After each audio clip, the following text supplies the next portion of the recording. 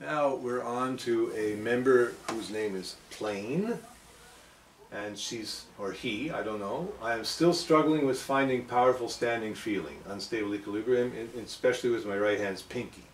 Right, the pinky still feels somehow weak, especially if you come to a black key after a big interval, like this. I've tried to involve rotation to make it stand firmly, or put a little more muscular power from the fifth finger muscle. Oh, I'm sorry, I answered this question before. You'll have to go to the other answer, which should have been about something else, because they were talking about Hanon. And somehow I had this question in my mind, so I answered your question when I was talking to Ingela a little while ago. So, I'll redo the answer a little bit for you. This is the hypothenar group.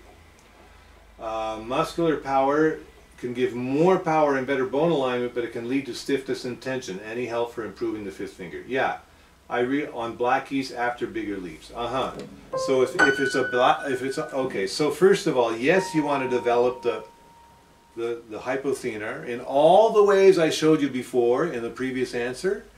However, yes, you're right. You don't want to do it stiffly. Now I stiffened the hand, but there's other parts which are not stiff. My forearm's not stiff. My elbow's not stiff. So if I stiffen one part, I'll be looser in another part, so that there's a symbiotic relationship between all the parts and balance, equilibrium is maintained.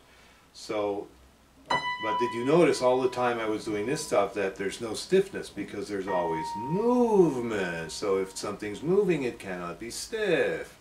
Now, for the leap to the black key, very important.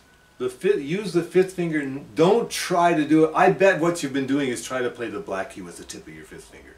This is suicide. You cannot do it. Look, it's impossible.